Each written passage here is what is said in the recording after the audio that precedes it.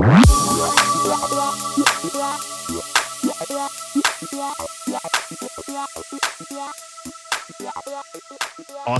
Dan, I've got a confession to make. Okay. 9:30 p.m. last night, Austin, I had a giant bowl of ice cream. I think it was Haagen-Dazs, cookies and cream. I didn't put any chocolate on it, so I thought, I was still following the protocol too. I was 8 or 9:30, so I was only an hour and a half outside the window. But to make up for it, all I've had this morning is black coffee, and I don't plan to eat anything till noon, and maybe punish myself by waiting till 2 p.m. or something today. Yep. Nitro cold brew for me. Is nitro cold brew, does it pass the fitness protocol or no, Austin? Yep. As long as there's no sugar or anything in it, we're good. Black. Thank God. Josh, we have violated a lot of things, though, leading up to this convo. The last time, well, no, I guess I saw you at Shift Change the other day, but 2 days before that, we spent 6 hours on Josh's boat hammering hard seltzer. A lot of dude, I got sun poisoning, dude, or something. I came home and I was shot, dude. I ate an entire fucking pizza, and then I went to sleep at like 7:40. My wife was like, "You were gone all day. I was with the kids, and then you come home and you look like you got roofied or something." Dude, I'm telling you, man, that boat, you're like, oh, I'm going to go wakeboarding and wake surfing. I'm going to burn all kinds of calories. And then you get on it and you just start pounding beers. And you definitely don't make up the difference on the activity side. But that's how you're supposed to do it. So Saturdays, that's my one rule, is you don't have rules. So you don't think about any of that crap on the weekend. Saturdays are supposed to do that. You start early, crack one, cold one, get out in some sun, have some fun. How early are we talking about here? Are we talking like wake up and start drinking beer? No, but it's on the boat. So you're at like 11 o'clock. You're like, dude, I'm on a boat and we're gonna get in the water. Like, dude, some day drinking, it's good. I think it's better to drink during the day than it is to just drink all night at a bar or something, watching sports. So I feel much better. I mean, this is an obvious statement because time's the great healer. But if I day drink and then degenerately just check out as a father and a husband at 7:40 and sleep for 12 hours, I feel a lot better than I would have if I'd for sure drank till 10 p.m. I mean, we're going to get into a lot of stuff today, folks. 2 priorities. One is going to be fitness, health, diet. Austin's done a lot with this extremely impressive open source fitness protocol that I got a lot out of reading through this last week. We're also going to talk about another one of his articles titled An Orange Pill for Bitcoiners.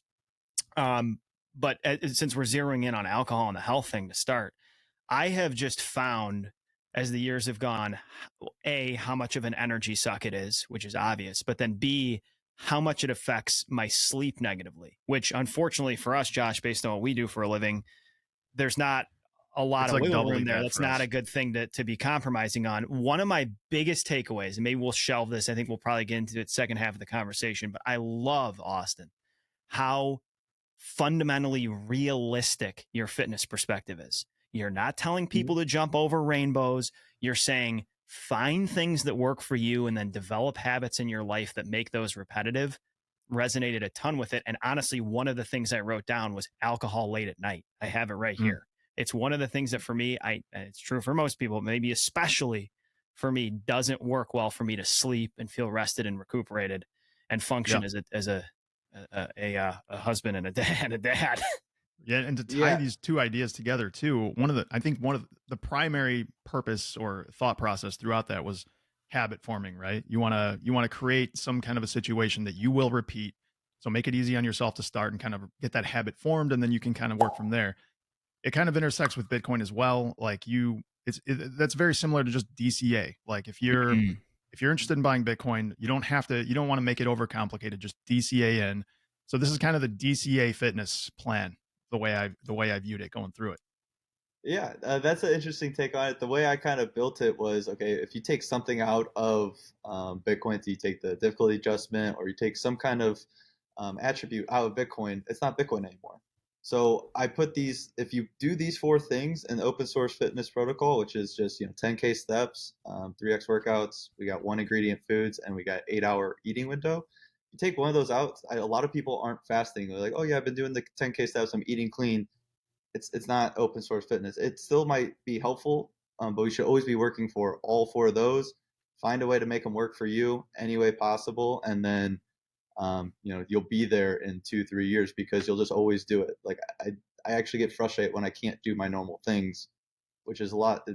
There's usually friction the other way. People are like, oh, I don't want to do this. I don't want to do this. Mine's like, it is my lifestyle. So you have to find things that work. Otherwise, you won't keep it up. And if you don't keep it up, there's no point in doing it. If you do it Right. for even 18 months, it's Yeah. like, I will do this stuff until I'm 70, 75, Right. until I can't. Dude, So I'm looking at like a 30-year time frame that I will be able to do my What- daily habits. Your protocol, as I was reading through it, reminded me a lot of the book Atomic Habits. Is that a Mhm. book you've read? That is, Yep. and if anyone's listening, that's a great book for learning how to either stop bad habits or start good habits. Good resource for that. But yeah, so to transition this thing over into Bitcoin, give us a quick synopsis of your origination in Bitcoin. How'd you start? How did you discover it? Where did this come from for you? So I used to work in markets, financial education company as a startup, and then that's when I first heard about Bitcoin. Didn't become orange pilled or kind of crossed over to the other side, so to speak, until Breedlove dropped the number 0. It was on a Saturday night, Such a good piece. and I was, peak of curiosity. So I'm on just reading Bitcoin articles on a Saturday night on my phone before bed. And I was like, oh my gosh, this is amazing. And this was back when Breedlove probably had like under 20,000 followers, like very early on. I thought it was just gonna be a quick little article. Ends up being this 45-minute, just mind blowing 0 to 1 moment for me. I'm like, oh my gosh. I actually ended up sending it to Preston because he had the bookshelf. He probably doesn't remember this, but then he's like, yeah, I liked it so much. I actually printed out the PDF and put it on my bookshelf. I was like, this thing just needs to spread. When you have good information, I was just throwing out to anyone. I was like, this thing is gold. It was on a Saturday night. And that was my 0 to 1 moment. And then from there, it was just, repetition, keep exploring. And I ended up landing a job with Bitcoin Magazine about a year later, so 2021. So I found that article is March 2020. And then worked for Bitcoin Magazine. I was, worked with you guys getting published, and I was the op-ed manager for the online magazine. So worked with the CRM, had about 300 people in it. By the time I left after just over a year, it had over 1,000. So I worked with 700 different Bitcoiners getting published online. So that was super cool. Worked with just about everyone in the space, it seems like. And then I started working for Mark Moss at the beginning of this year, and then quickly learned that I have something to say about the fitness industry. So started my own brand of open source fitness, and that was kind of the journey of my career so far in Bitcoin.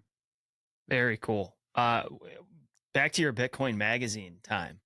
Having seen that many pieces and writers, this may be a tough question, but who is most under the radar that you think people should engage with their content? Like, who's somebody that published, you're like, I can't believe this hasn't gotten more traction. It's outstanding, and they're not even a big name.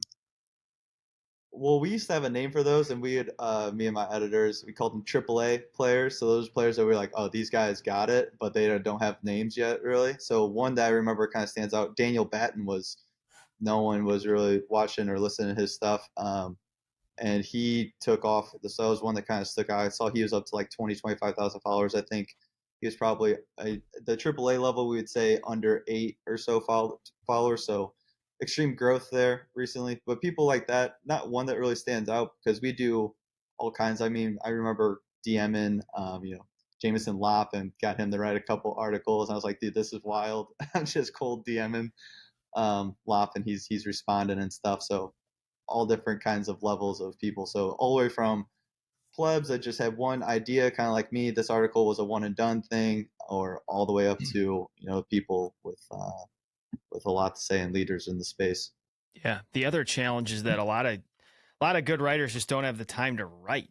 Like, I'm sure you had people published where you're like, man, I wish they could write more, but people have day jobs, they got other responsibilities. And Josh and I often say this, we're like, man, we wish we had time for more threads or articles. It's like they're so time consuming. And I think that that's part of the reason why taking in written content should be such a high priority for every single listener. Podcasts are great. They're far more off the cuff, far less prepared, and tend to pack less signal than someone that's really distilled likely, dozens to hundreds plus hours into written pieces. And also the mag did it. They do a great job of allowing things to be meritocratic, letting people publish who you're kind of surprised are getting that opportunity in the first place. If I Yeah, was going to writing. be, yeah, wow, who was I listening to? I think it was Yuval Harari. He was on Lex Friedman recently. I listened to the podcast, and one of the things, one of his habits is he reads a ton, clearly, Mhm. but he also he tries to balance that with writing just as much as he reads. Mm. And I think that's my weakness. Like I need to be writing more because I think that helps you distill the ideas. It helps you really truly understand what it is you read, because otherwise it's almost like you're only getting the input, not the output. So that's something I'm trying to work on for myself. But yeah, it seems Yeah, like a lot of the really super intelligent people are kind of practicing both of those arts, the intake and output at the same time, you know? And I think that's something to think about for people. yeah, writing is it's incredible. So that's something I found this year, and that's really most of my medium. Like I haven't thought about starting a podcast or doing anything like that because I love writing. So follow my account on Twitter stuff. So many threads and stuff. It's just first layer of when you write something, it's just like that's kind of the brain spew. You get all your thoughts onto paper, and then you don't realize how chaotic it is until it's out on paper. Yeah. And then that first filter of editing, kind of you rearrange things, you get ideas ready, and then the third layer is like, can I actually communicate it? Am I getting through to whoever's going to read this? Because at the very last edit should always be, is the person reading it going to get it? Because you already know it. You already wrote it down. You're studying it. You already learned it from somewhere. Can you actually give it to someone and they understand it? So can you basically the Einstein quote, explain it to me like I'm six? Right. That should always be the final edit. Yeah. Otherwise, even if you have the best information, some we get lost in Bitcoin. Yeah, we might have the best, most pure information, but if it doesn't affect change, then what was the point of it? Well, and So just that real quick, was I think that a lot of people get stuck on this thought that they need to use the most complex words they can. They want to appear intelligent instead of actually imparting the idea properly to the audience. And there's this like ego that's there that I think is very difficult for a lot of people to get over, you know? You know who does Yep, that and really well is Lynn. Lynn. To talk about Yeah. Lynn Alden on literally every single episode, but you know for a fact that she could write at a completely different level in terms of vocabulary and even she could brush over a lot of the explanations she does for maybe 80-90% of her readership doesn't need her to take that back step and throw in the clarification paragraph. But you can tell that a lot of her mission and purpose is to make this stuff at least semi-digestible to somebody that doesn't have a master's degree in economics. And I would say the funny is that she is a woman. They're better at killing their ego. I also see in the gym. Probably. So these women are actually lifting with better form and stuff like that. Because you can kill the ego. So as a male, try to kill your ego at every turn, and I would make the argument though that their ego is not really on their lifting; it's on their ass. So are they wearing like? Can you see camel toe on the ones you're talking about? Because if you can, you're right. Then I would disagree. The ego manifests itself in a completely different arena. Just manifests differently. We're not smelling the same sense they are. Now, I will resonate with his comment though that yeah, I do. There's no ego at the firehouse, right, Josh? I mean, it doesn't get in the way whatsoever. That's a powerful theme, though. I mean, we could spend a whole episode on that. Josh and I have been riffing on that ever since we've been friends of like, and even partners. Get out of your own way. Kill that ego over and over again. And I really think that is the gateway to peace, contentment, and dare I use the word enlightenment in life, because so many people get sidetracked and exhausted and go down immoral, shallow rabbit holes that they have no business doing purely because of that E word that you've brought out. Dan, when you said that the firehouse, I'm just, you've seen this a million times and so have I, and this is in everything. It's not just the firehouse, but we'll do some training for half an hour and then there'll be like the circle. All right, let's talk about what we did. Yeah. And it will go down the circle. Like one guy will say what was good, what was bad. The next guy will change the wording slightly and say the same thing. Then it'll go to the third. And by the time we're done talking about this giant circle jerk, it's been like an hour and a half. And it's just like a bunch inevitable. of peacocks sticking their feathers Everybody's out. just got to talk. I've coined a phrase, Austin, that in the fire service, and if there's any firemen listening, and I'm sure this transcends our career and goes into others, I call it the training turnaround maneuver. Somebody was there before you. They were shown how something works that they didn't understand previously. Then you come along. You weren't there to see them get the lowdown. And then they teach it to you as though they've known it for 16 years with that degree of confidence. The training turnaround maneuver, I'm sure firemen will resonate. But yes, I mean, it can be just a giant peacock fest. And why it's such a big deal in that context, Josh, is that it delays lunch like 45 minutes Exactly. and the It nap does. that inevitably comes after lunch. Okay, let's get into your piece here, Austin, because you did take the time to publish in Bitcoin Magazine. You say that this may be a one and done. It's called An Orange Pill for Bitcoiners. Give us just a little bit of context on why you wrote this and then the high level theme, and we'll go from there. I know there's a lot the three of us can riff on this theme. Yeah, so I was at the gym and I had a Bitcoin water bottle, and some random person I met also had a Bitcoin water bottle in the gym, and we started talking. And he was in Bitcoin since 2015. He's already like retired off of it. You know, he's getting into around Bitcoin a lot, around like $200.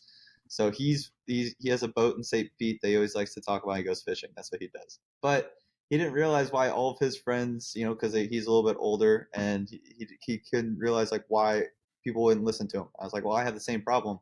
I have all my friends, you know, mid-20s. You know, why is not everyone seeing what I'm seeing? And what I came down to is it's just not their problem. Like, people have so much going on in their lives. You don't want to talk about economics. You don't want to talk about, you know, what money is. You don't want to talk about any of this stuff. You just want to live your life, save. You know, the American dream, right? Just save and you go and retire. Like, they're already focused on something completely other than what Yep. you have to do to understand Bitcoin. So the whole thesis of the article was, you know, how do you get people to care about it? Well, it has to be their problem, because they can understand problems. You can sit there, and even if they're genuinely interested in the conversation, yeah, like Argentinians had your peso, you know, hyperinflate, and they've seen it. Like, yeah, but Yep. they should probably buy Bitcoin. They should probably buy Bitcoin. But then we say, well, the dollar's the same thing, run by, you know, government, same thing. They're like, oh yeah, no. It's just like, it's not even, it just separates. It's not their problem. They understand the problem, so you can't give them problem solution. Yeah. It has to be their problem. It's Which almost is like it's so simple of an idea, but it's really, they have to experience, they have to feel the problem. That feeling, that will make them change. But yeah. It's like an academic theoretical problem in first world countries for the most part. I mean, we've gotten a little taste of it over the last few years, but only for like the you know, the economic nerds that actually dig into this stuff or read the history. And those people are not mainstream. The guys working out in the gym, they're probably not reading Milton Friedman or anything done by any Austrian economics or reading the history of hyperinflation in, you know, Weimar Germany. None of that stuff is happening or on their radar, and they haven't experienced it firsthand. So it's just not going to be there. Yeah. Yeah, you can drop facts of like, yeah, the reserve currencies never lasted more than like pretty much where we're at. Like, they're around 120-year cycles. Like, you can give them, there's never been a fiat currency that's worked in history. You know, they're batting 0%. Like, you can give them hardcore facts. It does not matter. It will not make them change. You can give them any statistic that will jump out, and you're like, you can't argue this. Again, they understand the statistic. They just don't think it matters. It's relevant to them. Right. Yeah. I think what's interesting. I was just going to say, on the Yuppie Elite article that Croesus wrote, he's kind of talking about the complete opposite side of the spectrum, whereas like the people that are buried deep in this stuff, the people that are in finance that probably would have a pretty easy time understanding Bitcoin, simply don't pay attention to it because the system's working for them. They are, you know, beneficiaries of all of this. So it just doesn't. I would say a little bit there. Ego. We talked about and this. There's also ego. Yeah, I'm a financial guy, and this guy came up from the internet, and he found the new world currency. I do this as a profession for 20 years. Right. They can't kill that. They can't say that. They can't be humble enough to say maybe I missed something. Right. It's like that's their life's work, and it's I guess a little bit embarrassing, but also it's like, you know, that's why I love that. I tweeted recently the sailor. You know, he was famous for, you know, saying 2013 it's, you know, done, whatever, and then like now he's sailor. It's like, if you can kill your ego, it's never too late. Like, you can, you know. So I don't know. That's why I would say for a lot of the yuppies in that class, because I do have some family members that are a part of the yuppie class that they're talking about, and it's just around the board. It's like they just think they know more than you, and that your opinion's like yeah, I'm a finance person. I'm an accountant for 10 years. I would know this if it was real. For sure. And people in Bitcoin, right? If you've been studying this network and protocol for a long period of time and you're really captivated by it and you've allocated a lot of capital to it, you have forgotten where you came from. All of us have. And this is something you identified in the piece kind of early on, is that it's hard to you essentially hint at how hard it is to go back and remember pre-Bitcoin. Like the light bulb is so bright that you can't even really remember what the darkness felt like. And I think as we're sharing with people, we have to remember how foreign and otherworldly this thing really is. Back to the person that works in finance.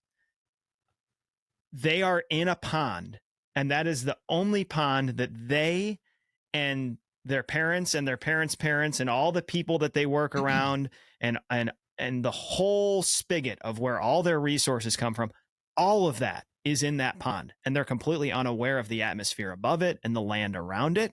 And that's what Bitcoiners are suggesting, is that there's a whole nother ecosystem outside of the one that you're trapped within.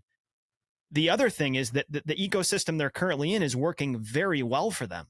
Back to the Cantillon effect and the way money gets distributed through the system, you're asking somebody that's trapped in this system and a system that treats them well to look outside of it. It's very, very difficult. And I think that's part of the reason yuppies have trouble with it. And then the other comment I was going to make based on the start of this rip is that I think it's just so therapeutic for Bitcoiners to be reminded and have solidarity with one another about how fucking challenging it is to get people to buy Bitcoin. It is crazy. Josh and I have been in this space for 6 years now. We've been pretty Josh first, me second. I've been partially and now fully enamored with this thing for a long time. Now Josh and I are doing this as a part-time job. We have family that in a lot of ways trust our views economically and financially because we were interested in those themes long before Bitcoin. Having said all that, Josh and I can't even get many members of our own immediate family to take positions in this. And so when you just look at the body of work, you'll hear the occasional person on Twitter be like, I orange pilled X number of people in the last 2 years, blah, blah, blah. Well, that's not most people's experience. Most Bitcoiners' experience is that I've been in this for a while. I've been pretty right about this trade, right? If you've been in for some period of time, and yet I cannot get people to latch onto this. And I think that's why I immediately resonated with your piece, because I think it hits on a deep sort of painful vein for a lot of those of us that are passionate about this technology, because it is just challenging, guys. So yeah, I called it the force pill, and they get stuck there. They stay there. Because then it's just a greed thing. It's a money thing. So it's like, I know people that I got into Bitcoin. I still can't talk to them about Bitcoin. I can say I'm going on the Blue Collar Bitcoin podcast, and they don't know what I'm talking about. They've been in Bitcoin for a couple years. I'm like, if you are a Bitcoiner, you know the podcast. You know who Josh and Dan are. That they're the force pill. So it's even at this point, 2 years later, they're either up or down their money. They're still not actually exploring Bitcoin. So that's why I said it has to be their problem. The problem with being their problem is you have to be thinking on a level of like shattering your worldviews, because you go down those rabbit holes and it's just heavy. Like, yeah, your government's corrupt. Your government is actively, keeping you enslaved. Like that's a worldview that most people just don't want to believe in. Even if you give them the right facts, it's like, it's heavy, it's intense, it's very complicated. That's why it's easier. It's just when number goes up, and then it just does its magic, and then you feel good about the topic, and then you want to explore more because you want to make more money. But it's really not even until you learn more about Bitcoin that you fall in love with Bitcoin. It's like, it still takes a while, even after numbers going up. But after a year and a half of bull markets and everyone's just happy and having fun and making money for a year and a half, you're like, I kind of want to stick around. For sure. What you're describing there, the parallel to working out again, so if you give someone that black pill, like the government's printing money, they're fucking you over, there's this Cantillon effect, you explain all of that. That's like the equivalent of taking somebody who's 300 pounds, bringing them to a gym and being like, all right, put on this 50-pound weight vest. We're doing the Murph today. Like we're doing, we're going full bore and we're going to probably kill you. Like that's the financial equivalent of that. So we don't want to introduce people to Bitcoin by sending them on the Murph. We want to just easy slide them into like digital gold. That whole narrative works really well. People understand gold. It's been around forever. That's like the equivalent of what you're advocating, which is like find a workout plan that works, ease your way into it, make it a habit. And then, they'll discover this stuff themselves. Once they start getting more interested, they own a little bit, the number goes up, they will start doing a little bit more research. And then they'll very likely, as you've mentioned in your article, incept themselves, or you've incepted this idea, but they think that they've thought of it. And that is the key.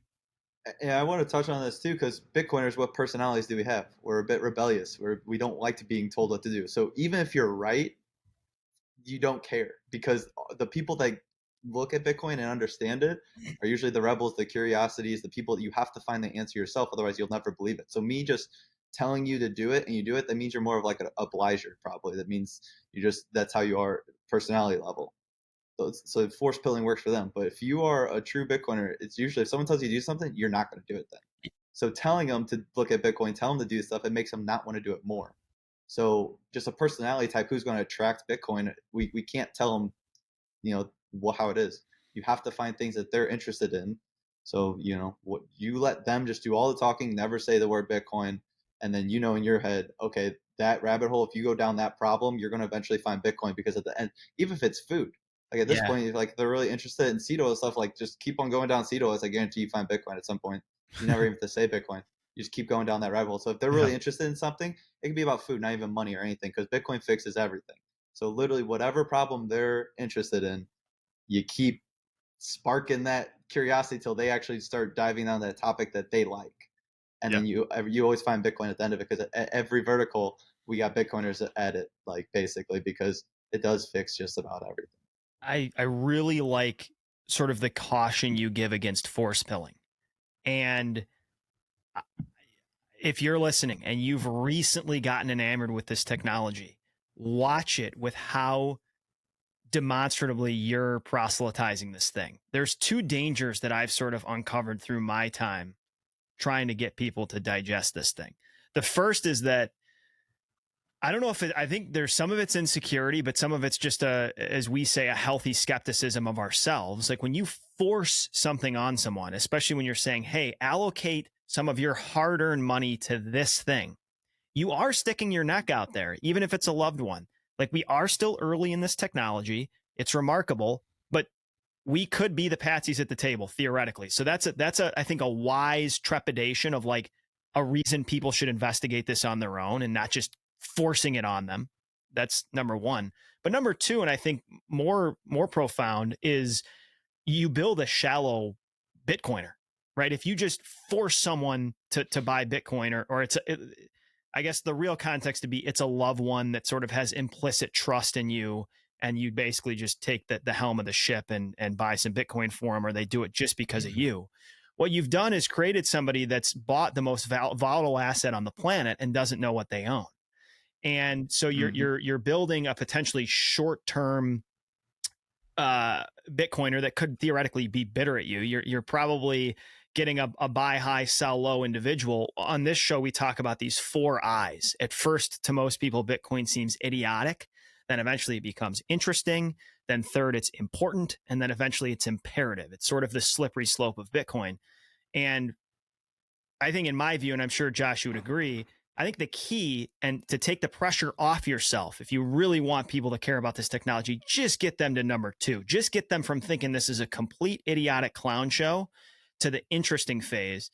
And then, as you've articulated, Austin, let whatever their passions and interests are roll this thing downhill to the important and imperative phase. The other just quick thing I was going to say, and I thought about while rereading your article and prep for this chat, was there are more handles to grab onto right now. There are more real world experiences for people to see the need of this technology. I recently gave a talk, and one of the things I went through was middle class math. Okay, I'm just going to do it real fast here. I basically said, you're a middle class person. Let's say you got a gross income of $90,000 for your household. Your monthly take home is $5,600. Let's be conservative with numbers. Housing, upkeep, utilities, bills, let's call that $2,500. Groceries and food, $700. Cars, transportation, $500. Medical health insurance, $400. And then all other discretionary spending, $800. All that leaves is $700 on the side, right? And as inflation rips 7%, we know 10% plus. What's giving in this scenario? People are saving less. All these areas are getting pinched more tangibly as raises are. What did we get this year, Josh? 2.5%, and inflation just ripped. Let's even conservatively call it 7%. This happens for even 2-3 years in a row, which we're living through right now. People are tangibly feeling inflation in a way they have not for a long period of time. It is being talked about at dinner tables, firehouse kitchen tables, golf courses at a clip and cadence it never has before. And those are ripe opportunities to step in and just introduce the theme of assets that can't be created out of thin air. I'm seeing that work more, and that's more of a recent phenomena in my life because of the macro dynamics being more right in front of your face, if that makes sense. Folks, we're going to take a moment here to announce our newest partner here at Blue Collar Bitcoin, and that is Heatbit. Josh and myself, Dan, found this product at Bitcoin 2023, and it immediately stood out to the two of us. Heatbit makes a badass 3-in-1 device. It's a Bitcoin miner, a heater, and an air purifier all in one. This puppy uses the same amount of energy as any regular heater, and it generates $20 to $25 worth of Bitcoin every month you use it. It's incredibly aesthetically pleasing. Dare we say sexy. It uses cutting-edge tech with 5-nanometer mining chips, and it's compact and quiet. To top it off, the price point is beyond accessible, starting at just $299.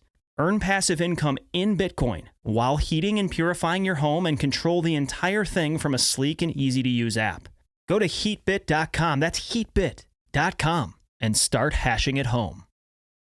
It does, and that's in the article, that's when you present the pen, okay, when the waiter brings the check, right? Now we have a problem. Now you say, okay, Bitcoin's the pen in that scenario. Okay, now we have something here. You need to sign the check. I have a solution for you. It's their problem.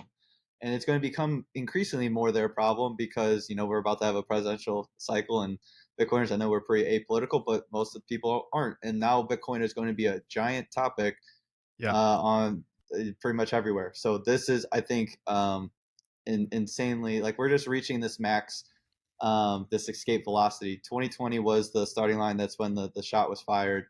And it took about 3 years for everything to percolate. But I think we're here. I mean, this cycle is just going to be, again, it's going to be nuts. People just understand the problems now. Now it's all their problem. 2020, when we were going through that run, it's just like, it was a 6-month to 8-month period where it just ripped from whatever, $8 to $50,000. And it was basically over in 8 months. You can't do that amount of learning. The world couldn't catch up that quickly. We weren't ready for it. So I know there's usually in bear markets, we do a lot of building, but this one was building of just like education, of mass awareness. I think we have spread,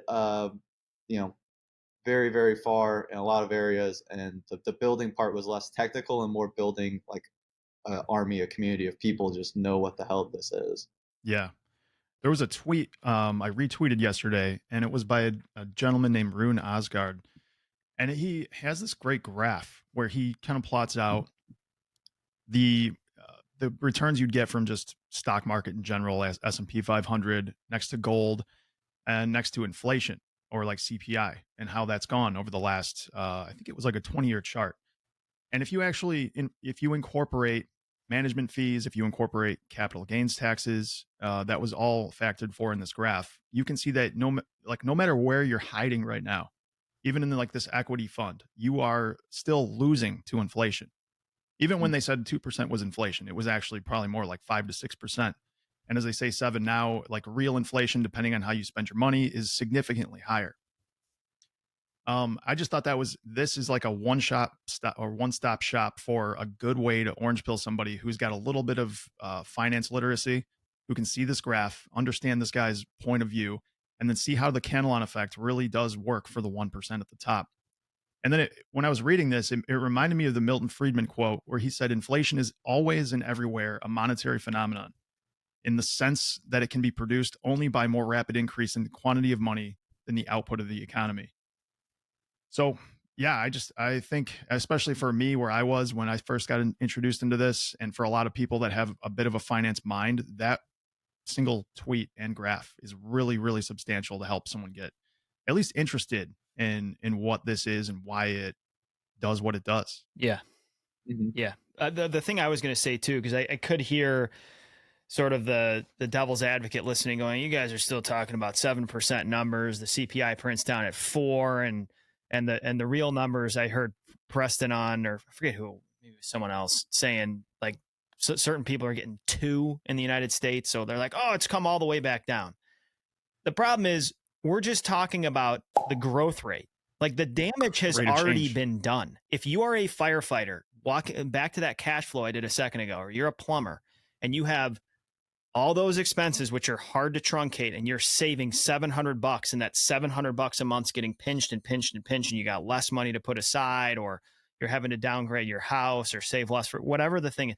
That damage has already been done. The world's gotten that much more expensive. And mathematically, it's extremely likely to continue to do so, because the real insidious effects are that there is no appropriate correction to the downside. Things inflate, prices go up, wages don't follow, and there's no appropriate connection to the downside because of the ever-present Fed put and there's always going to be liquidity there. There's always going to be a safety net under the trapeze. And so if you are a young family trying to buy a home, that treadmill is just going to continue to speed up. Don't be distracted by the fact that the numbers came down from 7 to 2. Well, if you trend this out long enough and you look at where you think your earning capacity is headed, especially if it's a fairly fixed, predictable earning capacity, you are going to start treading water. And people are feeling that, as we articulated earlier, and they're looking for solutions. Sort of for the first time I've seen, people are hungry for answers and information. And man, is it just a perfect fit with your article, Austin? Because basically what you're saying, the thesis of this article is lay in wait, hang out in the weeds until your prey goes broadside, and then take the shot, right? Because they're not ready until they position themselves where their mind and their life is ready to see something step in. And I would argue too, we were talking about a lot of numbers there. It's always logical and it can make sense, but I think the main hurdle now is that they already feel the problem, so it's not a number thing. So it doesn't matter what the actual number is. They know there is a problem. The problem now is when you are on that wheel and it's getting tighter and tighter, and you get less risk averse. And at any level, Bitcoin is still risky. So you have to make them feel safe. So it's just like, okay, start with $100. So that's the hurdle now, because they feel the problem. Next problem is they're like, I don't have any room to take risk. I'm already underwater. I can't take more risk. I can't. So when you break out that problem, now you get a minute. So like again, they don't care if the number's 8, 10, 12. They don't look at CPI numbers. No, normal people don't. These are the people we're talking about. Everyone in the Bitcoin community, we talk about these. We talk about shadow, inflation, real inflation, whatever. Average person does not care. The average person, they're just saying they have a problem. They feeling it. They just want to feel safe in their next totally move. And what they feel isn't those numbers. They feel, where the fuck is the money? That's what everybody's feeling, right? That middle lower class household is like, 4 years ago I did the same thing and there was enough cash flow. Now there's not. What changed? Cue them looking for solutions. So that's I want to hear what you guys think about this awareness that there's something going on. They're not sure exactly what, but they're hearing, in the headlines, you got Kennedy talking about Bitcoin. We've got BlackRock, we've got Fidelity, all these ETFs potentially going to get approved. That just feels like absolute rocket fuel for what this thing's going to do in the next run. And we're how many months away are we from the next happening? It's like 9 or 10 months away or something along those lines. It's around April. It feels like this thing is just a spring that is getting compressed right now, that it could explode at the end of the end of next year. We'll see though. I think it will.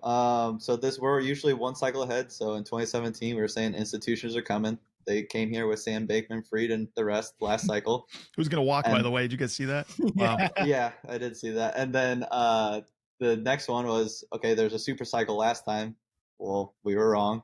But is this one I don't like using the term super cycle. What I would say is just a constant bid for a diminishing return of supply. There's just, like I said, the last 3 years, people know what they're holding.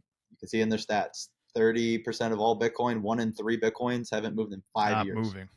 1 in 3. It's like 30%. It's like, and now we haven't even found the institutional bid yet. So yeah, it should be just like a 2017, just like 20% drops, just a stair climber up. That's kind of how I'm envisioning this next one.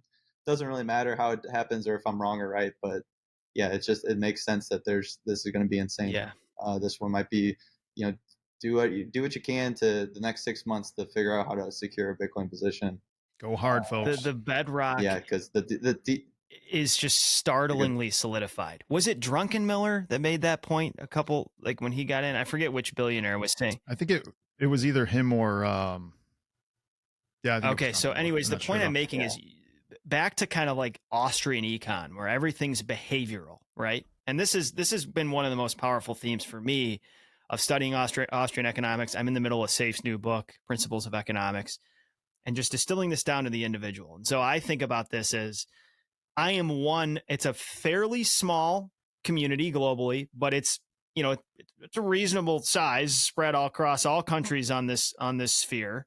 And there's a lot of people that have the same level, if not more conviction than I have, right? And when I think about what it would take for me to capitulate right now, which there is theoretically a number basically for everyone. So let's throw ego aside and say there are ways in which price could violate the thesis to some extent, not what it's trying to accomplish, but the value expectations. If Bitcoin goes down to $7 for 13 years, something didn't work out the way we anticipated. But my point here is that what that number would need to be, especially as I look at the global marketplace of assets that I could buy and store my hard-earned capital in, there's absolutely nothing competing. And I know so many people feel this way.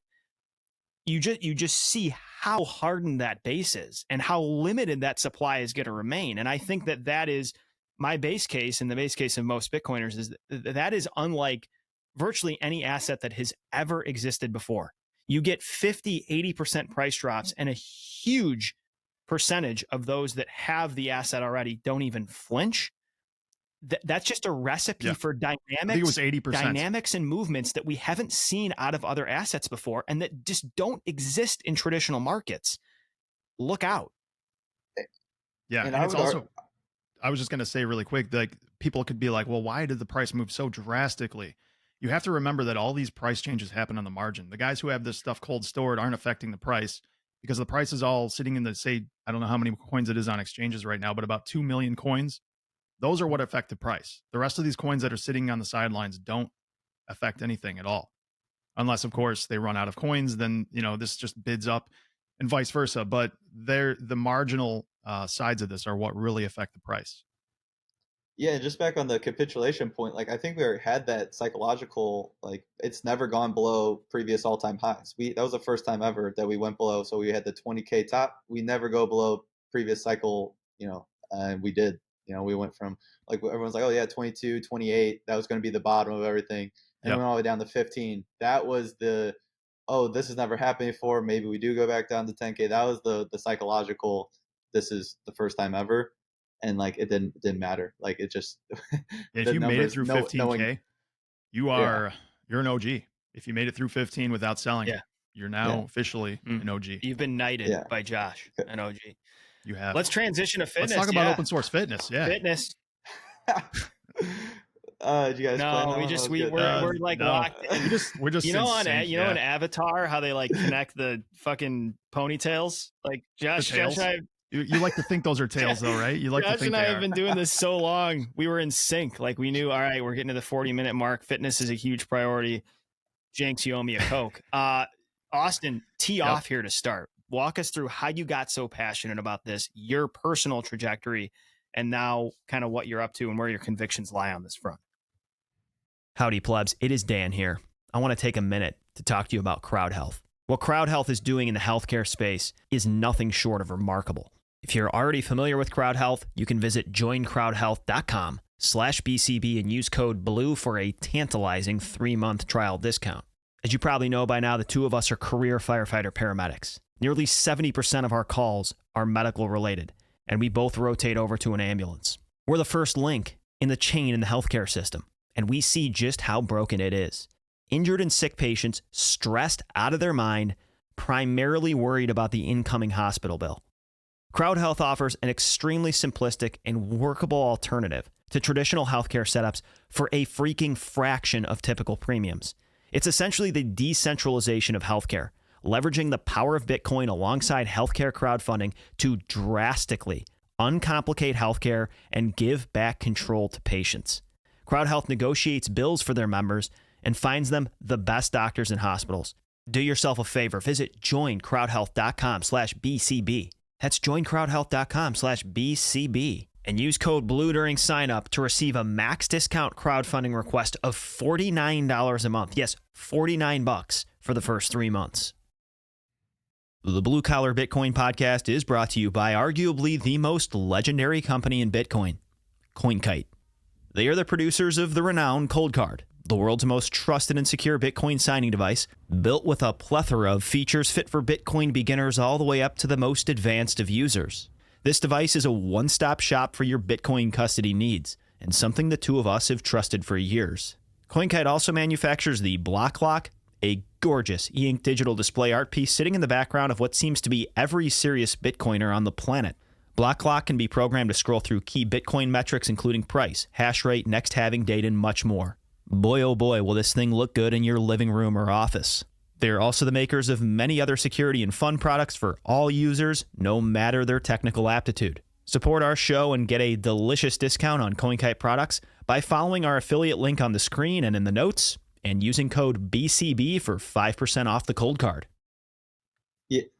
Yeah, so I guess the transformation is good to start with. You gotta take your shirt off for this part of the show too. And that's what I was getting at, because everyone sees me now and just thinks I've always been like this. So I would make it pretty clear that I went through a pretty big transformation over my life. So around 10, I started getting into it. So the meme is there's a movie, a Disney movie, Heavyweights, bunch of fat kids go to camp. Ben Stiller's I remember that, dude. I loved that movie. That was awesome. Yep. So I was in that class. Wait, Ben Stiller was the type. asshole, wasn't he? Wasn't Ben Stiller the fucking the guy who was the huge asshole in charge of the camp? Yep. Yeah. So that's the Heavyweights meme. And then so I was there for a while, and then around high school I was like, okay, I'm tired of being fat, so I'm going to try to put down the sodas and the Twinkies. I knew that at age 10 that was the problem. So I did that. I got skinny fat, so that was the skinny arms Rob Lowe meme that I put out there. So that's where I lost weight but wasn't healthy, but I was at least getting skinnier. So that was throughout high school, and then in high school and college, I was having trouble putting on more size. So I was like a normal gym bro, you'd say, not go to gym, normal average person. What changed and how I get to the 300 level is what I put in the protocol. So everything I've done, I've just done over the last 10 years. I've listened to all the same advice as everyone else gives, and I have a huge bone to pick with the fitness industry. I think a lot of people are preaching a lot of stuff that does not matter, does not move the needle. That's my whole thing. What moves the needle? And I would say optimizing your body and your hormones is way more important than even macros, than what type of movement you are doing. All you have to do is get your body running correctly and stimulate muscle stimulus just to not atrophy. Basically, just use your muscles in a way that feels good in a therapeutic way, and your hormones and your growth hormones, and then you add in diets and stuff, and that will allow you growth. I feel like I'm only getting better. Again, I'm age 30, or I guess not yet, 29, turning 30 next year, but from 20 to 30, I've made significantly a lot of progress in the right direction. And from 30 to 35 to 40, I would bet that I look better at 35 and 40. And it's not about looking better, it's about feeling better, and that's why I know I'll do this. But also the inception, I guess we can go back to that concept of this open source fitness, is I want someone to download that button, click that button, download everything, and say, okay, I want to be healthier in 3 years. Because when you do that, then you have hope, right? That's like Bitcoin, right? And we live in a shitty time right now with money and everything, but we have hope in the future. I want that for people and their health. Like a lot of people, like, I'm getting older, I'm supposed to be getting unhealthier and all this stuff. I'm saying the exact opposite, and I'm showing it. So I'm leading the charge in this, saying you can change your genetics, you can get healthier as your age. I'm freaking Benjamin Buttons here, and like we're going in this direction, and you can do it without killing yourself. Because when you start doing all these things, and we can go about each bullet point, because I do have a lot to say. So maybe we just jump with that now. And the 10K steps is the first on the list. I recommend not doing cardio. If you like doing cardio, treat it as an actual workout. You're a psycho if you like doing cardio.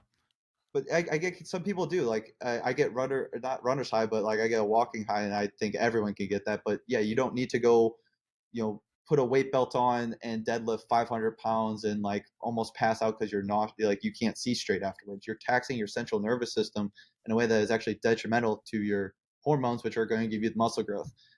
Again, the whole fitness industry is telling you you have to lift as heavy as possible to release growth hormone. you're getting one spike in growth hormone and it goes right back down after a couple hours. It does not change your body. You do not baseline change your genetics, your hormones. When you fast and you walk, you're going to be baseline raising all your hormonal levels, and you're going to feel healthier, which is most important. So I do all this now because I can think clearly. I was working a full-time job. I was writing this article, writing this blueprint. The blueprint and the article were written in a 2-week span.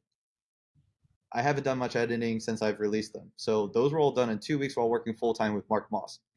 That's not because I want abs. I get healthy because I want to be able to do that. I want to be able to think clearly. I want to be productive. I want to be it's a health thing.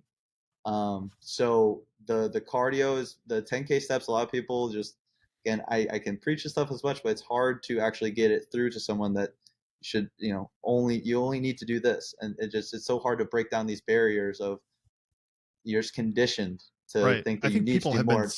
they've just been so inundated with these maybe complex workout regimens and stuff. They hear this advice and they're like, well, that sounds way too simple for that to actually be effective. Like that's not what the influencers on YouTube are saying. The guys that are probably on HGH and roids, that's, they're deadlifting 600 pounds and blowing their backs out and probably going to die of a heart attack at 55, but hey, they look great now. So I think that people just take that to sound like it's too simple. It can't be that easy. And it's just so counterintuitive, and that's why there's so many parallels with fitness and Bitcoin. And it's if you go on the stair climber for 30 minutes, you feel like you got to go work out. Like you're like, I moved the needle forward. I did. Like that felt good. Okay, you can't do that every day. One, you'll get sick of it. Two, if you do that every day, you're going to literally destroy your body because you're pushing it. We aren't built for that.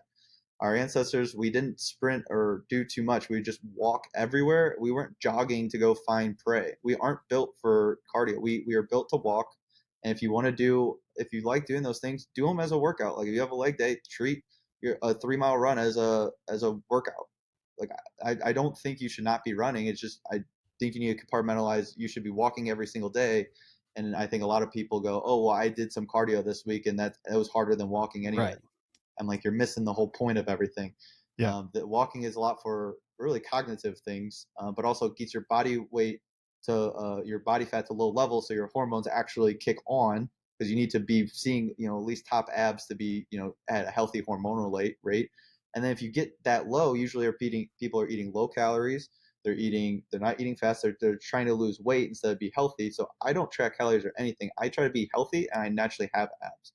It's harder to get there, and like that's why I try to explain, and I have so much more that I can kind of put out there. But the beginning of this is like I just have a protocol. If you skip one of them, you're not doing the protocol. Just like in Bitcoin, if you take out the mining adjustment, it's not Bitcoin anymore. You need to do all of these things. Fasting is a huge one too, and then find how it works for you, and then you're like, dude, it's like an orange pill. It's a fitness pill, man. It's crazy how low of effort and how enjoyable and how effortless my life is, and the results are I know about 3 people in my life that are as healthy as me, and that's not an egotistical statement. It's just like that's why I shared it to everyone. I want to literally like the meme is real, that 300 meme. I want the Bitcoin community all be in 300 level, and it's not because I'm some psycho that loves to go again bench press.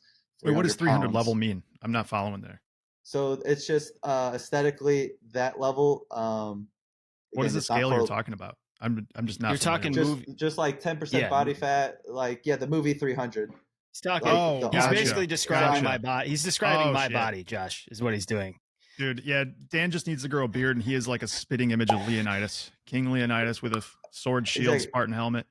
Yeah, so Gerard Butler, we're all going to be Gerard Butler. That's like the goal of open source fitness, and I believe anyone can. It doesn't really matter what age you are, again, because you can change your genetics. That's the whole thing, and like you won't get there because you want to look that way. You're going to get there because you feel so healthy that you're just always going to do it. That's the whole kicker. You're never trying to actually get there. You just actually get there by chance almost. You're like, this is what I do, and I like, damn, this is working. Like that's the inception of fitness. Like, and no one is doing that. Like in regular fitness, like I said, you gotta. It's all about leverage. They put a barbell. So let's maybe talk about this because I know that's a topic we want to touch on. A barbell is just leverage. It's just like leverage in Bitcoin. You don't want to use leverage ever. right? So you don't need to twist your ankle to the ground, arch your back, use a barbell structure, and like just push as much weight through a limited path of resistance. I cause a ton of injuries to myself. I'm not releasing growth hormone. I'm not stimulating most of my muscle. So the 20% at the end of the range, I'm not hitting the bottom 20 or the top 20, and I'm not be able to contract throughout that range, right? So I'm going to make a whole workout course, and I'm going to get it professionally like done. So I have a lot to say. And that was the least I talked about in the blueprint because it is so nuanced. And I also I don't really care what you do for a workout. If you're optimizing your body and your hormones, then optimizing your diet and routine will probably work for you. If you're focused on diet and routine and you're not walking and fasting, it just doesn't make sense to me because it's the wrong order of things. But I get why.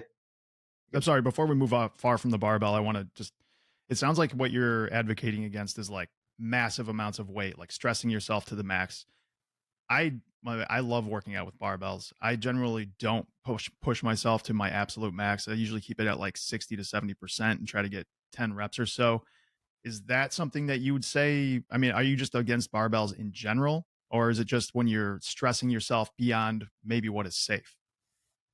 Definitely beyond what it's safe because it's just so easy to do it. It's easy to just throw. It takes one day to throw that extra weight on. You're like, you aren't able to kill that ego that day, Yeah. and you go a little bit too I've heavy, done days like that. Yeah. and then you shatter or tweak your shoulder, or you tweak your back, and now it's like you're 3 weeks and you're out of commission, and now you're just out of routine and everything. Again, I don't like the path of resistance. So even lightweight on those, I don't like it because you're locked into an unnatural movement. With dumbbells, your shoulders completely free, your elbows completely free, your wrists are completely free. You have so much wiggle room to where you can actually get a perfect path of stimulating muscle growth. Again, all this is very little details. These are not the things that are going to move the needle for you. Right. If you are a bench, these are the things I just want to talk about for injury and longevity.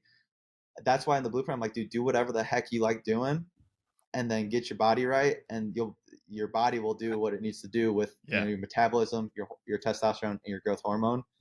You get those three things firing right, and you won't even have to do much. There's a lot of studies that have been done. If you take testosterone and you don't work out, you're going to grow more muscle than someone who is working out and have low testosterone levels. So the person who is not even working out is going to grow more muscle than you. So the fact that you think that, or not you specifically, but most people in the industry think that because they are doing this specific exercise with this much weight, they're going to grow muscle.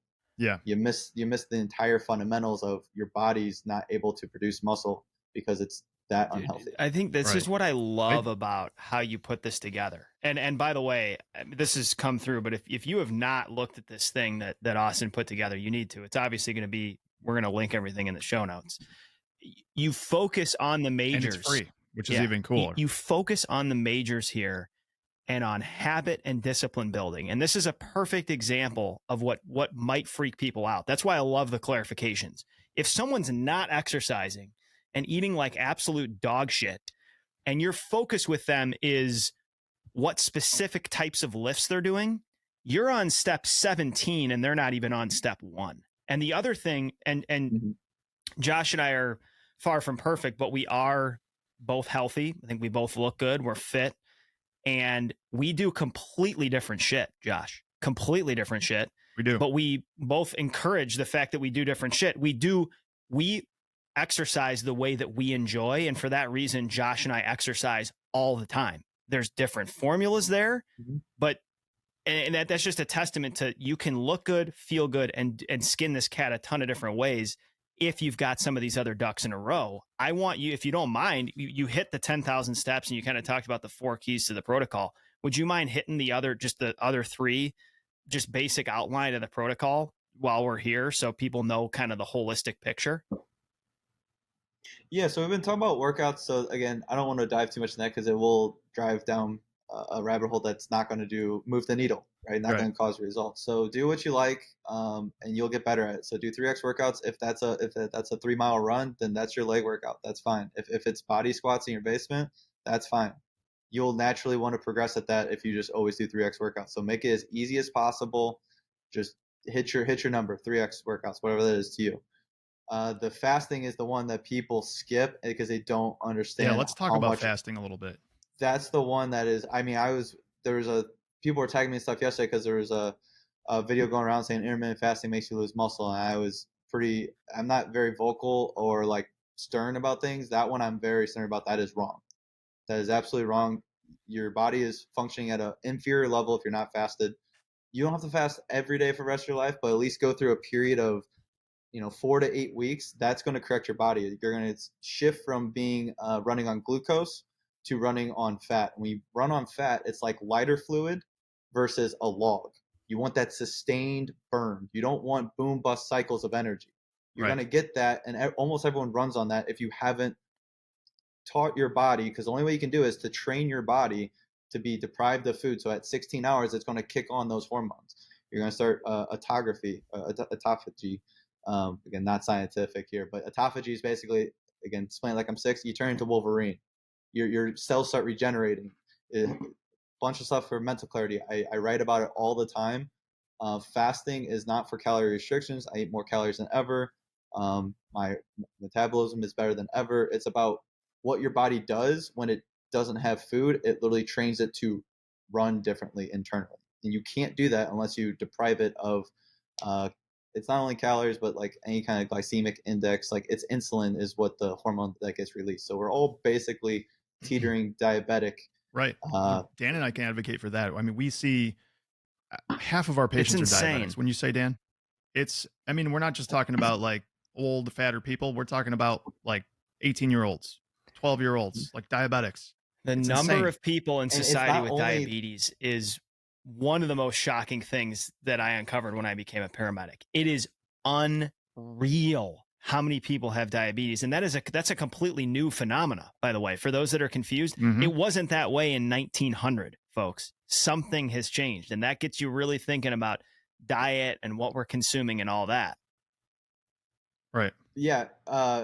So I guess just for my own curiosity, how many of them are like overweight and stuff? How many people are like, oh, this guy's not diabetic. He's 18 and kind of like let's fit. be real, Josh. Usually they're overweight. A lot of them are fat, but that's another discussion of everyone is fat.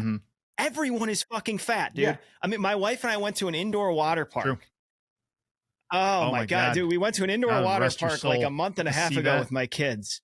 Just go to Florida. I consider myself, I'm kind of just your average fit dude. I'm not that impressive looking, but I'm lean, I lift, whatever. And my wife, we're both average fit individuals. And we're walking through the water park with our kids, and I see the whole family in a pane of glass. And I think, what a beautiful family. I'm very thankful. And I stopped my wife and I said, look in that window. I go, hats to you, hat tip to you, hat tip to me. We're fit, but we're average people. There's nothing special about the two of us. I go, have you seen anyone else in this entire fucking water park that looks as good as the two of us? She goes, no. Everyone is fat, dude. I mean, I look around the water park. It's insane. Fat, so I do want to touch on that. And I want that for the Bitcoin community to walk around and be like, I'm normal. Yes. Like I want that. I want that to be the standard, like for the Bitcoin community. And I think we can all get there by doing this protocol. So when I look around, I'm like, why is everyone not doing what I'm doing? And that's one of the things I write about. If everyone knew what I knew, everyone would do it. That was one of the statements I made early on when I first started this thing. I'm like, people just don't know. And the good thing about the Bitcoin community, we already have a good starting point. Like those people we're talking about, that's like the fiat world, and that's how far detached. But Bitcoin, we have another layer. And usually it's more of a skinny fat, or just like they're already eating pretty well and they don't realize why they're not progressing, because they are usually working out and eating well. Fasting is the missing piece for you. Everyone on this planet should be fasting. Like that's my hard opinion. That because our bodies run better when we're fat adapted, when we run on fat instead of glucose. The only way you get there, even if you have a really healthy diet, you're not eating seed oils, you have to train your body to be running a different way. So you can do everything right, and it won't. You're not close to peak optimization. That's for mental clarity. It's for everything. Energy levels. It's not for appearance. It will significantly boost your appearance, but it's more of like you will feel much better once you get through to your body that you should not be running on. Because if you get hungry at all, if this is a good question. Can you go, on a mile hike in the morning and be like, are you worried about having food? Like, you shouldn't ever be worried about food. Like, I could go a full 24 hours and be like, if I didn't have food today, I would never be nervous. I'd be like, my body would be fine. Yeah. If if you get hangry, if you get these energy cycles of, we were talking about earlier, if you eat and you get like a crash, these are all signs that your body's not functioning properly. So you want to, again, I write about it a ton. Really dive into the fasting. I would say if anyone listening to this, if you're not fasting, try it out. 3 to 4 weeks, just eat at noon and at 8. Everyone can do it. And then really see, like, notice the difference, and then you won't want to stop. And then because your body will just be you're Really you'll run quick better. clarification on the fasting before you chime in here, Josh, because I think people might be misconstruing what you mean. You're just saying eat in an 8-hour window, which is totally realistic. Like, play out the times. And I was doing this while reading your piece. Like, you can, breakfast at 10, let's say, dinner at 5:30 or 6. That can be a completely realistic life cadence and still get this thing churning overnight and into the morning. The other point you just made a second ago, which I loved, is the point I was making about the Great Wolf Lodge experience. You said it better than I did, is like, what is normal has shifted extremely unhealthy. I'm not saying that me and my wife are in any way, we should be normal. We should be the standard of a fucking normal 33-year-old Homo sapien. And I look around in some of these contexts, and it is just astonishing how that medium line of what is healthy and normal from just even a physique standpoint has shifted. I mean, people, it is feels like everybody's walking around with at least an extra 30 pounds. And that's indicative of a lack of discipline and good habit building, but also just poor diet, probably lower energy, a lot of health concerns and comorbidities as people get older, especially if they're really obese, not to mention joint stress, carrying around 80 extra pounds. Don't be surprised when your knees and hips are fucked in the future. Start9 operating system is a full-fledged, cutting-edge Linux operating system. Its functionality and adaptability make it an excellent choice for the users who value simplicity, efficiency, and privacy. Running a Bitcoin node? Start9 is your go-to solution. Setting up a node has never been so easy. With a Start9 server, backups are more than just an afterthought. At the push of a button, create encrypted backups, ensuring your data stays safe and sound, out of the reach of big tech companies.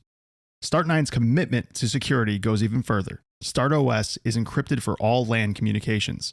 This ensures your passwords and assets are always protected. The StartOS marketplace of apps includes everything from Lightning to secure messaging apps to secure password management. If you care to be sovereign in the digital age, running a StartOS server is a must. And the best part? You can download and set up StartOS on any machine, or you can purchase a plug-and-play Start9 server directly from Start9. Choose Start9 for a secure, streamlined, and flexible computing experience. When Dan and I are at the firehouse and we have finally delivered the orange pill to a new plebe, we recommend Swan for their first Bitcoin purchase, always. Swan has the user interface absolutely nailed. We have seen people go from no-coiners to Bitcoiners in under a minute. It's just that easy. The problem with sending friends and family to other exchanges is exposing them to all kinds of BS. You will never see Swan encourage your friends or family to buy Dogecoin. Instead, Swan educates. Swan produces some of the best educational content in the space. That is a big freaking deal. The difference between somebody who buys on a whim and sells for a loss and those that hold for the long term is simply an education gap. We have been using Swan to dollar cost average into Bitcoin every single day since 2020. If you want a family member to turn into a Bitcoiner, there is no better place to go than Swan. For daily DCA, IRA, or education, Swan is the place to go. You can try Swan Premium on us for free. This includes exclusive Swan content, market insights, and other discounts. Click on our link in the show notes and use password BlueCollarBitcoin. Right. If somebody's very intimidated by the idea of having to follow your protocol initially, what would you say is the best way for them to start? Like, which one of these points would you say, okay, you're having a rough go of it, you're extremely overweight? Would you start them with walking first, or maybe a combination of walking and fasting? How would you approach that person? I would say fasting, and I know when I brought this up even to myself, because I always check, that last filter is someone going to actually change with that statement. So that's why I even came up with 8-hour eating window. That's kind of new in the industry. Everyone says 16 to 18 hours. I'm like, dude, that sounds awful. People aren't going to do that. I go, but eat an 8-hour eating window. You flip it on its head. It's like, oh, I can do that. I can eat within 8 hours in a day. So even that, just how you phrase it, was like very important. But yeah, fasting first, because it takes zero time. You don't have to do anything. You don't have to change your diet. You don't have to spend any time, because the first thing they say, I'm busy. It's like, okay, well, this takes 0 minutes. You're actually saving your time because you're not eating food. You're not worried about food for less time. So fasting first, everyone should be doing that, and that's going to fix all your bodies from the top level. Like if you think about this as a funnel, the order of priority is, if you're not fasting and you're doing other things, it's out of order. Fasting is number 1. 2 would be walking, just because it's that easy. Again, your hormones, or you want to get your hormones and your body healthy before you care about working out. So working's got, it's going to be last. But even diet, it's, people generally know how to eat healthy-ish. Like it doesn't have to be the most extreme, like no seed oils and all that stuff. Like I obviously advocate for that, and that's where I'm at now. And I talk about that. Like most of my diet, like I'm at probably like 90-95% of my diet is strictly just, good, healthy, clean stuff. Not where I started, and you don't need to start there. You can still eat whatever you're eating. Don't worry about food. Again, if you want to start, eat in that 8-hour window, take 0 time, start walking. Do not worry about anything about diet or anything about working out. Do what you've already been doing, but your only goals are those 2 things, and that alone will put you in the top 10% of people. Yeah. As we and feel, not look, because this is all, remember, when I say top 10% of people, I'm always talking about feel at this point. I don't do anything for looks. I mean, I was recently broke up with my girlfriend, but I was in a 9-year relationship. There was no reason for me to get to this level of appearance. I didn't care about appearance, haven't for 2-3 years. It's all about me optimizing my health.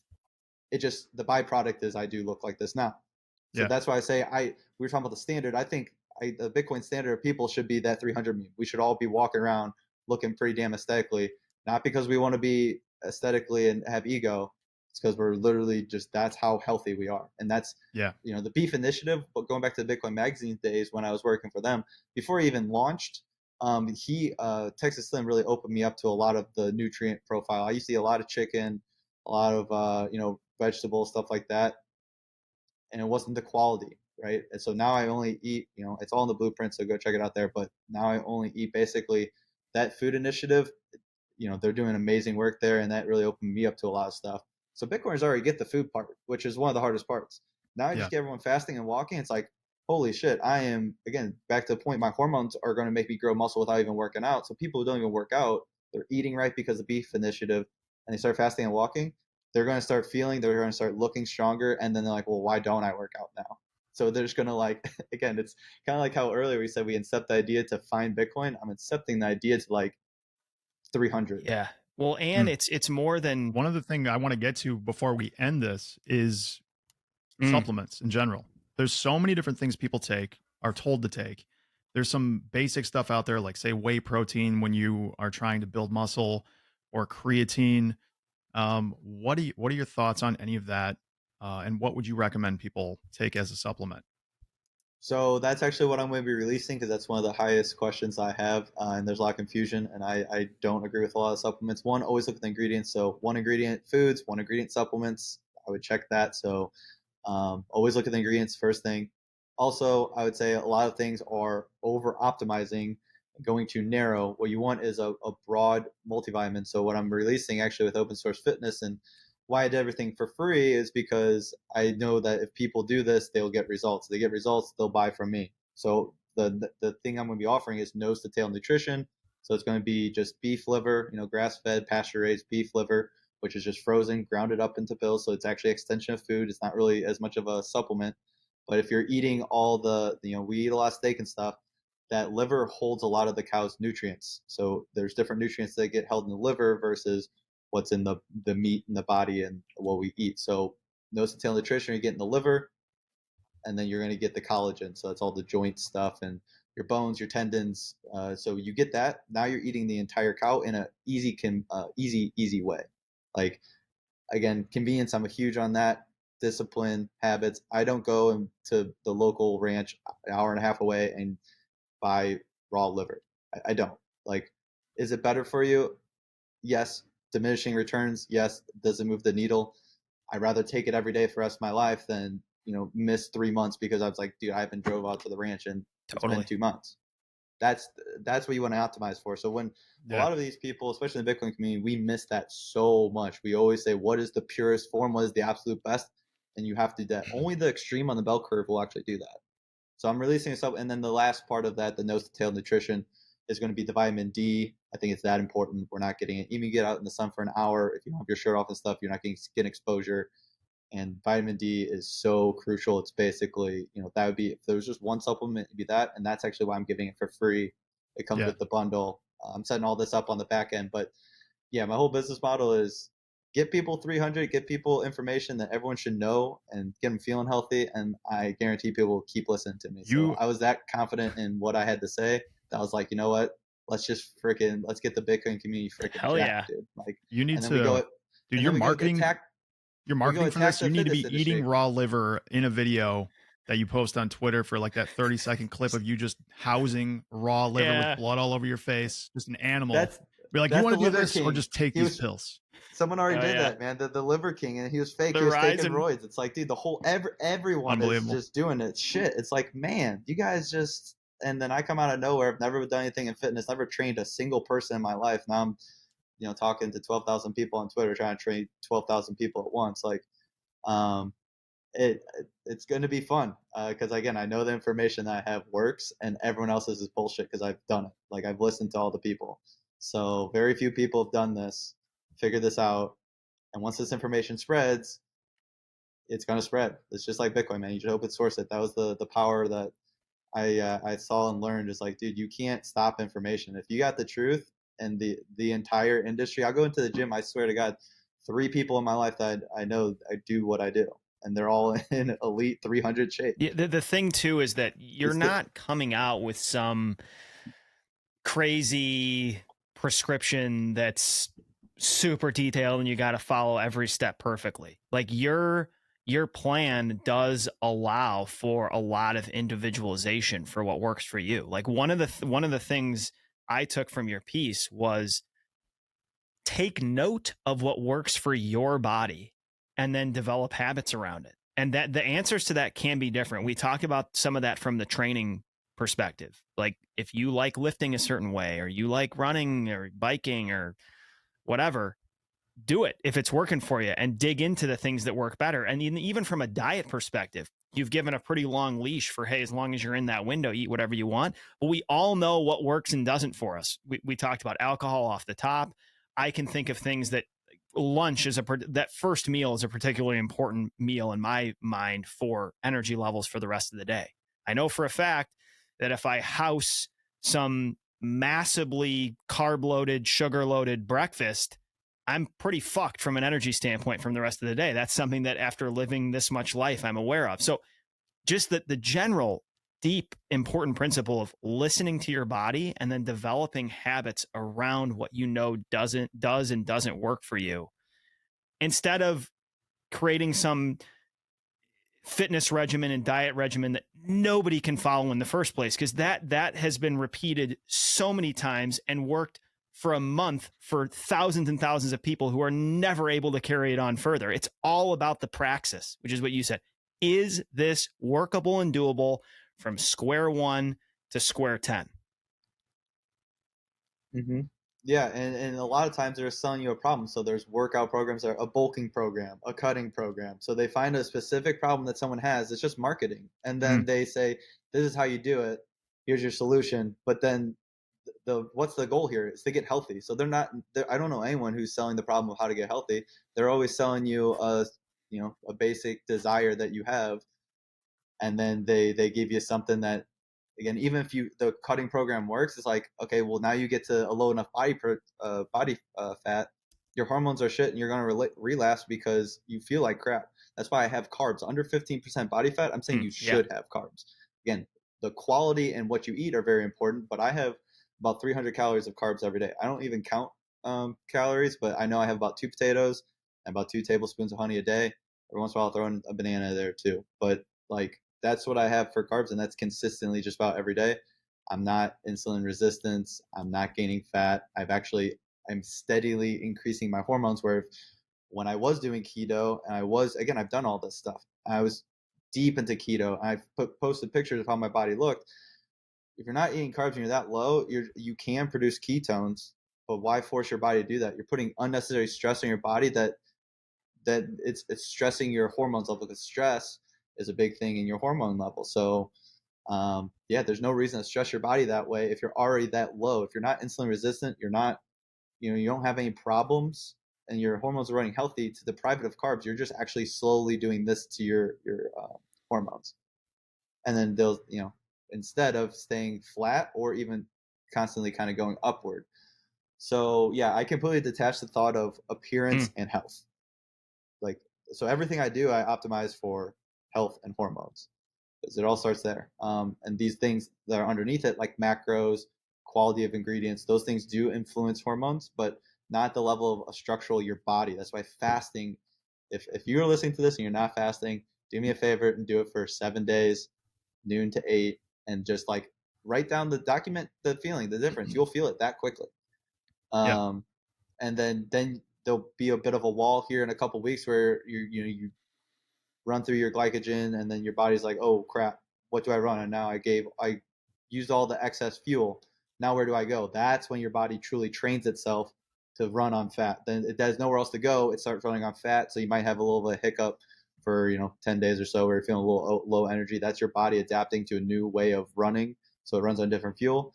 So yeah, I never get those crashes after I eat. I don't have ups or downs. I never be like, I need to eat for energy, or after I eat, I never say I'm tired, even with carbs. I don't, because that's my body's running a different way. And the only way to do it is to not throw even, some of these diet Gatorade Zeros and diet sodas that has artificial sweeteners. It can spike insulin. It can do things that mess things up. Just water, coffee, some lemon water, or something acidic like apple cider vinegar. All the stuff I talk about and give resources to in all my stuff. So just try to do this in a super transparent way, but I knew the information would work is what I was going with. That's why it's all free.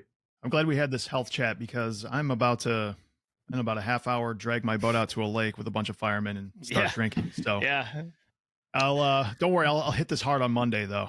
But that's the whole point, is like, that's also in the schedule. The schedule is on Saturday you don't have a rule. Sunday your only rule is to not mess up tomorrow's rule. I talk about that very frequently in the 80-20.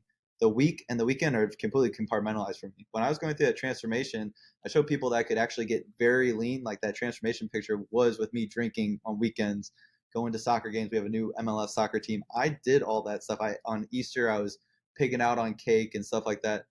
Don't think that that's bad for your health. That's good for your mental health, and that allows you to do it for 70 years. If you're saying I can't ever have alcohol because I want to be healthy, it's not a trade-off that I was willing to make. So I found a way to put it in the program. Like I do most weekends. Again, Saturday is my one rule, is to start drinking at noon on a boat. You should be doing that. Not because your health, mental health. And mental health will keep your physical health, because if you're healthy enough physically, your body can withstand 12 beers on a Saturday afternoon.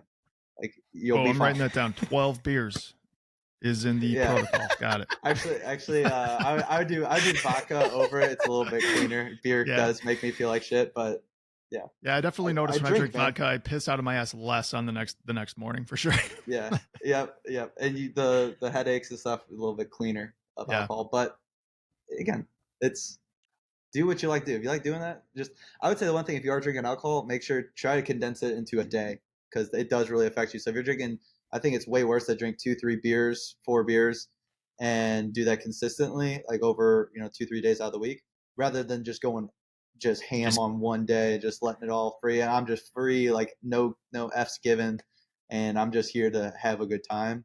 Yeah, I do that. I don't ever, like, it's so bad for me. I know it's so bad for me, and like my effects, usually by like Tuesday my mental clarity is somewhat back.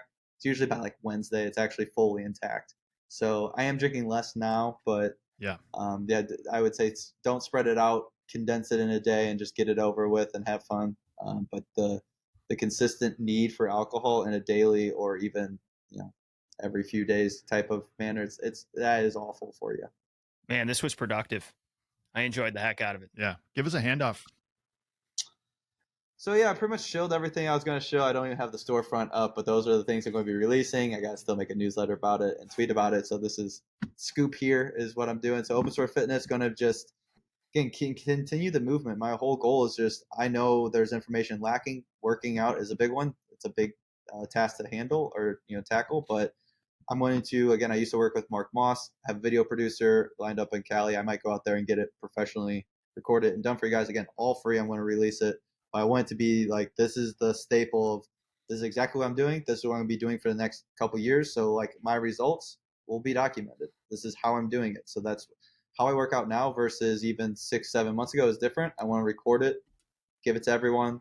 So if you don't know where to start, it's a perfect place to start because it would be the safest, healthiest form of working out, in my opinion. If you're already working out and you like what you're doing, you've been doing it for 5 years, keep doing it. You don't need to do what I'm doing. Maybe add some of the stuff in there. But that's the next plan, workout program, and then releasing some kind of funnel so I can make some money so I can keep doing this. So that's the last little check marks here for the next couple months. And then from there, just keep doing what I'm doing, try to get as healthy as possible, and then try to share it with the community. Awesome. Yeah. Beautiful. Appreciate you. Really important topic. We flex the mind every week on here. Gotta be paying attention to that body. The two are intertwined, whether you like it or not. You are an animal. Thanks, Austin. We look forward to seeing you, I'm sure, at a conference coming up here, man. Yeah, it was really fun. Thanks for having me on. Thanks, man.